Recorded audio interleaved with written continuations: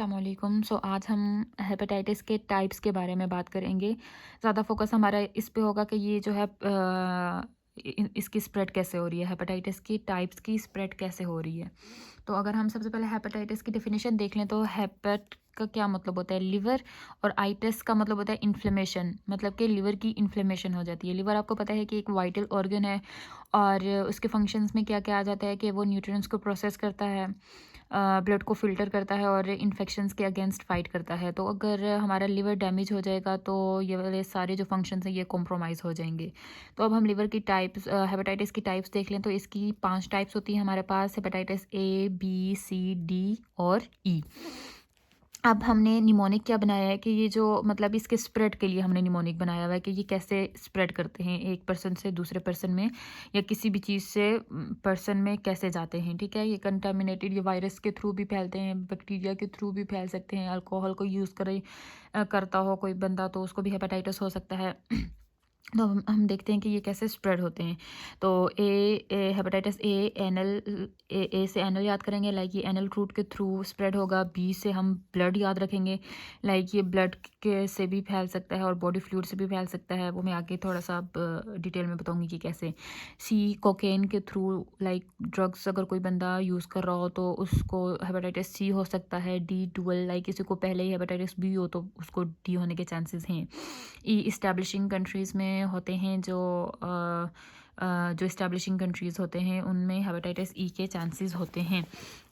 उसके बाद हम थोड़ा सा और डिटेल में देख लें तो हेपेटाइटिस जो ई है वो कैसे स्प्रेड होता है। वो जैसे हमने ए पढ़ा था, हेपेटाइटिस ए जो पढ़ा था, एनल पढ़ा था ए से। ठीक है, तो एनल मतलब ये फीकल रूट के थ्रू स्प्रेड हो सकता है। कंटामिनेटेड वाटर या फूड, कंटामिनेटेड वाटर लाइक आपका सेवरी सिस्टम ख़राब हो, या फीकल रूट। अब आप सोच रहे होंगे कि ये कैसे जो इसके थ्रू कैसे फैल सकता है। तो अगर किसी की जो वो वाटर लाइंस जा रही होती हैं वो कहीं से कट जाए, और जो दूसरी एक तो होती हैं, लाइक 2 लाइन्स होती हैं ना, एक तो वो पानी जो पीने वाला हम यूज़ कर रहे होते हैं, एक वो उसकी जो लाइन्स जा रही होती हैं अंडरग्राउंड, और दूसरी लाइन्स जा रही होती हैं जो वॉशरूम वगैरह यूज़ कर रहे होते हैं, वहाँ पे पानी जा रहा होता है।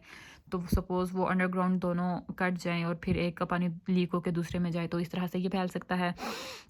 हेपेटाइटिस बी हम देख चुके हैं कि ब्लड और बॉडी फ्लूइड्स के थ्रू फैलता है। ये सेक्स के थ्रू भी जा सकता है दूसरे पर्सन में, और ब्लड के थ्रू भी, और सलाइवा और सीमन के थ्रू ये जा सकता है। उसके बाद हम देखते हैं कि हेपेटाइटिस हमारे पास जो सी है वो कैसे स्प्रेड करता है। तो वो हेपेटाइटिस सी, आईवी ड्रग्स अगर आप यूज़ करते हो, मतलब अगर किसी को जो जो लोग ड्रग एडिक्ट होते हैं, जो ज़्यादा ड्रग यूज़ करते हैं, वो ये नहीं देखते कि जो हम लोग सिरिंज यूज़ कर रहे हैं ये हम बार बार यूज़ कर रहे हैं तो ये इन्फेक्टेड होगी, तो उसके थ्रू भी उन्हें हो सकता है। दूसरी बात ये कि अगर कोई हॉस्पिटल में हो और उसको ना इन्फेक्टेड जो है सिरिंज लगा दी हो, एक बंदे पे यूज़ की हुई दोबारा उसको लगा दी हो, या उसका जो शुगर चेक करते हुए उसको पिक कर दोबारा से प्रिक कर दिया हो, तो इस तरह से जो है हेपेटाइटिस सी फैल सकता है। ये प्लाज्मा के थ्रू भी फैलता है, और उसके अलावा अगर नॉन स्टेरिलाइज्ड इंस्ट्रूमेंट्स यूज़ किए जाएँ तो भी हेपेटाइटिस सी फैल सकता है। अब डी, इसका हमने डुअल पढ़ा था, मतलब जो पेशेंट्स होते हैं जिनको ऑलरेडी हेपेटाइटिस बी होता है उनको फिर हेपेटाइटिस डी भी हो सकता है। फिर हेपेटाइटिस हमने ई पढ़ा था, ये फीकल रूट के थ्रू, और मैं बता चुकी हूँ फीकल रूट के थ्रू कैसे फैलता है। कंटामिनेटेड वाटर, गंदा पानी खड़ा हो तो वो आप लोग पियो, या वैसे भी वाटर जो है कंटामिनेटेड हो सकता है। ज़रूरी नहीं है कि एक जगह पे खड़ा हुआ पानी, और वो ऑब्वियसली कोई क्यों पिएगा। कंटामिनेटेड कई तरह के तरीके से हो सकता है। एक तो वही सेवरेज सिस्टम अगर आपका ख़राब हो, या अंडरग्राउंड लीकेज हो जाए, या कुछ भी हो सकता है। उसके अलावा जो थर्ड वर्ल्ड कंट्रीज़ होते हैं, थर्ड वर्ल्ड कंट्रीज़ कौन सी होती हैं, जो डेवलपिंग कंट्रीज़ होती हैं, अभी डेवलप नहीं हुई होती, तो उनमें भी चांसेस होते हैं कि हेपेटाइटिस ई उनको हो जाए, मतलब उनको हेपेटाइटिस ई ही होता है। अब हम इसके सिम्टम्स देख लें तो इसके सिम्टम्स के लिए हमारे पास जो है 4 फेजेस में इसके सिम्टम्स हमारे पास शो होते हैं और ख़त्म होते हैं। वो 4 फेजेस कौन कौन से हैं? एक फेज़ है हमारे पास रेप्लिकेशन, फिर दूसरा फेज़ है प्रोड्रोमल, थर्ड है इक्टेरिक, और फोर्थ है कन्वैलिसेंट।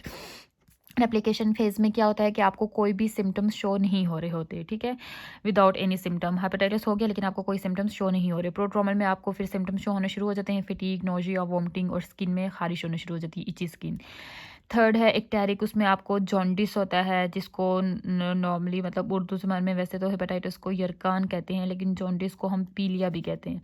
तो जॉन्डिस होता है, डार्क यूरिन का कलर डार्क होता है, आर क्यू की मतलब राइट अपर क्वाड्रेंट पेन होता है, एब्डोमिनल पेन, जो स्टूल्स है वो पेल हो जाते हैं, और फीवर होता है। कन्वालेसेंट फेज़ में क्या होता है कि आपके जो सिम्टम्स है उनकी रेजोल्यूशन होती है। कोई मेडिकेशन वगैरह आप लोगे तो ऑब्वियसली ठीक हो जाओगे, तो उसके रेजोल्यूशन के फेज़ को हम कहेंगे convalescent. So that's it for today, hope so you guys get it.